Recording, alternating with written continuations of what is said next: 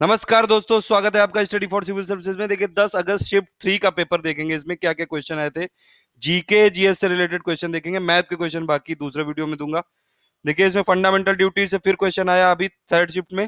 इसमें third shift के question देखेंगे, प्लस जो सेकंड शिफ्ट के बचे हुए क्वेश्चन है वो देखेंगे टोटल।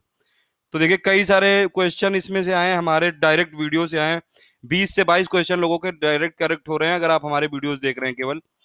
फंडामेंटल ड्यूटी से क्वेश्चन आया। इसमें क्वेश्चन ये था कि ये किस पार्ट से है, कल ही मैंने बताया था आपको। फिर से एक जगह मैंने इंफॉर्मेशन लिख दी। फंडामेंटल ड्यूटीज पार्ट 4A में डिफाइंड है, आर्टिकल 51A में डिफाइंड है।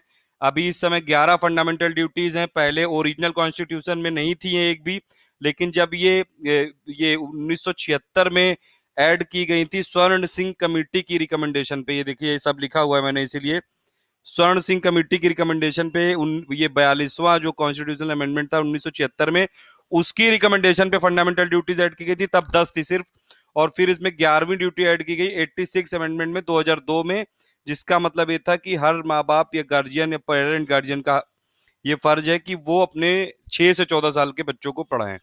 फिर दूसरी ये बुक पे आई है कि माई स्टोरी बुक किसने लिखी है, ये माइकल क्लार्क लिखी है, क्रिकेट की से रिलेटेड है ये। देखिए फिर ये एज फॉर गवर्नर पोस्ट आया, ये बुक वाला मैं बता चुका हूँ बुक्स वाले वीडियो में।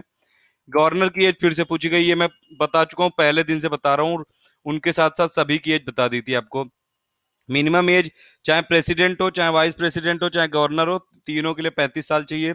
मिनिमम एज सांसद के लिए यानी कि एमपी के लिए, और विधायक के लिए यानी कि एमएलए के लिए 25 साल चाहिए। मिनिमम एज राज्यसभा का एमपी बनने के लिए 30 साल, और एमएलसी बनने के लिए भी 30 साल चाहिए। वो आर्टिकल लिखे हुए हैं, और भी देख लीजिए आप। सुप्रीम कोर्ट के जज की मैक्सिमम एज होती है 65, और ये हाई कोर्ट के जज की होती है 62। अभी 62 ही है, इसमें कोई अमेंडमेंट हुआ नहीं है। बात चल रही थी जरूर, लेकिन वो अभी पूरा नहीं हुआ है। बाकी आप देख लीजिए, पंचायत का मेंबर बनने के लिए 21 साल, और म्यूनिसिपैलिटी के लिए भी 21 साल। एम्प्लॉयमेंट के लिए मिनिमम 14 साल, 14 से 18 तक में भी हैजार्डस में आपको नहीं एम्प्लॉय कर सकते हैं। 18 साल वोटिंग के लिए, जो 21 से घटा के 18 साल कर दी गई थी 1989 में, 61st कॉन्स्टिट्यूशनल अमेंडमेंट एक्ट था। ये सब बता चुका हूं मैं। एज जो 6 से लेकर 14 साल तक ये है, आर्टिकल 21A में डिफाइंड है कि इनको प्राइमरी एजुकेशन मिलेगी, ये हर बच्चे का राइट है ये।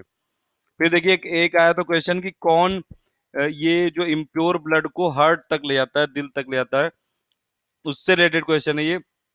4 टाइप की ब्लड वेजल्स होती हैं। एक होती है आर्टरीज, फिर वीन्स, और फिर कैपिलरी, और फिर साइनोसॉइड्स। अगर आप देखें आर्टरी का क्या मेन फंक्शन होता है कि ये ब्लड को हार्ट से लेके बाकी बॉडी पार्ट्स में ले जाते हैं। और वीन्स का क्या काम होता है, जो वेन्स होते हैं उनका काम होता है कि जो इम्प्योर ब्लड है उनको कई सारे ऑर्गन से ब्लड हार्ट में ले जाते हैं, ठीक है। तो वेन्स का ये फंक्शन है कि इम्प्योर ब्लड को हार्ट तक ले जाते हैं। एक्सेप्ट पल्मोनरी जो वेन्स है, ये सिर्फ ये प्योर ब्लड को ले जाती हैं हार्ट तक। बाकी जो वेन्स हैं वो इम्प्योर ब्लड को हार्ट तक ले जाती हैं। तो ये इसका आंसर है, ठीक है इसका। फिर उसके बाद देखिए संजय चोपड़ा अवार्ड 2016 का पूछा गया है। ये मैंने करंट अफेयर वाले वीडियो में बताया था आपको। नेशनल ब्रेवरी अवार्ड होते हैं, और ये 5 टाइप के होते हैं। एक भारत अवार्ड होता है, संजय चोपड़ा अवार्ड होता है, गीता चोपड़ा अवार्ड होता है, बाबू गैधानी अवार्ड होता है, और जनरल नेशनल ब्रेवरी अवार्ड होता है। ये 5 टाइप के अवार्ड होते हैं। 6 से 18 साल तक के बच्चों को दिए जाते हैं। ये बहादुरी के पुरस्कार हैं एक तरह से। संजय चोपड़ा अवार्ड किसको मिला इस बार 2016 का? सुमित ममगेन को, जो कि उत्तराखंड के हैं। गीता चोपड़ा किसको मिला? शिवानी गोंड को, वेस्ट बंगाल की। फिर तेजस्विता प्रधान को भी मिला है गीता चोपड़ा। तर पेजू को मिला है ये अरुणाचल प्रदेश के भारत अवार्ड। और बाकी ये सब एक बार देख लीजिए, ठीक है। ये मेन इंपॉर्टेंट संजय चोपड़ा और ये गीता चोपड़ा है। तो ये आप देख लीजिए यार, रट डालिए। गीता चोपड़ा तेजस्विनी प्रधान वेस्ट बंगाल की, शिवानी गोंड वेस्ट बंगाल की। बाकी आपके स्टेट का अगर कोई पीसीएस की तैयारी कर रहे हैं तो भी उसके लिए कर दे रही है। फिर ये पूछा था कि इंसुलिन क्या है? इंसुलिन एक हार्मोन होता है जिसको कि पैनक्रियाज प्रोड्यूस करती है, और इसका केवल एक मकसद होता है कि जो बॉडी में शुगर होती है उसको यूज करती है, ग्लूकोज को यूज करती है कार्बोहाइड्रेट से। जो भी हम फूड लेते हैं, जो खाना खाते हैं, उसमें जो कार्बोहाइड्रेट होता है उससे शुगर ये लेती है इंसुलिन।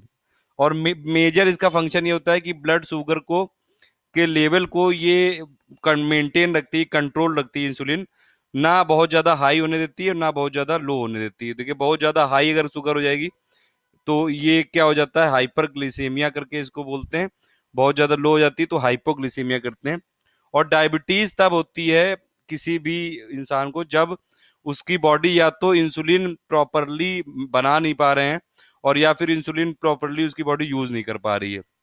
तो इंसुलिन का मकसद है सिर्फ जो आपका फूड से ग्लूकोज शुगर को यूज करना है, और अगर आपकी बॉडी ऐसा नहीं कर पा रही है, इंसुलिन आपकी प्रॉपरली काम नहीं कर रही है, या फिर आपकी बॉडी बना नहीं रही है, तो फिर आपको डायबिटीज होती है 2 टाइप की। तो ये एडिशनल इन्फॉर्मेशन मैंने दे दी है। जो भी क्वेश्चन आता है मैं उसके साथ एडिशनल इन्फॉर्मेशन देता हूँ, वही वाले चीजें नेक्स्ट वीडियो में आ जाती हैं, तो ये आप ध्यान रखिएगा इसमें। देखिए सार्क वाला भी मैंने परसों डिस्कस किया था, सार्क वाले में एक क्वेश्चन था इसमें, जो सार्क ये से रिलेटेड एक क्वेश्चन था। देखिए सार्क क्या है, ये south Asia association for regional cooperation है ये, और इसमें कितनी कंट्रीज हैं, 8 कंट्रीज हैं। उनको याद रखने की ट्रिक क्या है, MBBS पेन, M से हो जाएगा मालदीव्स, फिर B से हो जाएगा बांग्लादेश, फिर B से भूटान, S से हो जाएगा ये श्रीलंका, और पेन यानी कि पाकिस्तान, अफगानिस्तान और इंडिया, नेपाल। तो MBBS पेन आप याद रखिए। और सार्क का जो हेडक्वार्टर है ये कहाँ पे, काठमांडू में है, ये नेपाल में। 18वीं सार्क की समिट हुई थी काठमांडू में नेपाल में। 19वीं समिट इस्लामाबाद में होनी थी, लेकिन वो कैंसिल हो गई, तो अभी 19वीं होनी बाकी है। फिर क्वेश्चन आया था कि माधुरी दीक्षित किस डांस फॉर्म से रिलेटेड थी। माधुरी हैं मतलब माधुरी दीक्षित एक प्रोफेशनल कथक डांसर है, तो ये आप याद रख सकते हैं। भोपाल गैस ट्रेजेडी का भी मैंने बताया था आपको, भोपाल गैस ट्रेजेडी हुई थी 2 दिसंबर की रात को 2-3 बजे के करीब, तो 3 दिसंबर की सुबह आप मान सकते हैं। और इससे रिलेटेड जो ये किस गैस की लीक की वजह से हुई थी, मिथाइल आइसोसाइनेट की वजह से। लॉर्ड कॉर्नवालिस पूरा मैं गवर्नर जनरल की हिस्ट्री और उनके वर्क के बारे में बता चुका हूँ, उन्हीं से रिलेटेड एक क्वेश्चन आया था, वो आपने देखा होता तो कर लेते। ये परमानेंट सेटलमेंट वैसे क्वेश्चन आता है जनरली, तो लॉर्ड कॉर्नवालिस ने इनको इंट्रोड्यूस किया था बंगाल, बिहार, बनारस और ये नॉर्थ कर्नाटक और उड़ीसा में। JPEG का फुल फॉर्म आया था, कुछ एब्रीविएशन की लिस्ट मैं दे दूंगा, वो आप देख लीजिएगा, टेलीग्राम ग्रुप में अपलोड कर दूंगा, उस पर आप लोग देख लीजिएगा। JPEG का क्या फॉर्म होता है, full joint photographic expert group. फिर ये 49 पैरेलल पूछा गया था, किसके किसके बीच में बाउंड्री है, कनाडा और यूनाइटेड स्टेट के बीच में, ये भी मैं बता चुका हूँ, पूरा बता चुका हूँ, बाउंड्रीज पूरा एक वीडियो बना चुका हूँ। देखिए रेड, ये एक बार फिर से देख लीजिए जो इंपॉर्टेंट है वो सब। रेड क्लिप किसके किसके बीच में, इंडिया पाकिस्तान, और इंडिया और ये बांग्लादेश के बीच में, दोनों के बीच में लाइन है ये। डूरन लाइन है पाकिस्तान अफगानिस्तान के बीच में। मैकमोहन लाइन है इंडिया के ईस्ट वाले जो पोर्शन, और इंडिया और चाइना के बीच में, आप समझ सकते हैं एक तरह से। 24th पैरेलल है ये नहीं है, ये हिंडनबर्ग जो लाइन है ये जर्मनी और पोलैंड के बीच में। ओडेरनिसी लाइन है ये पोलैंड और ईस्ट जर्मनी के बीच में।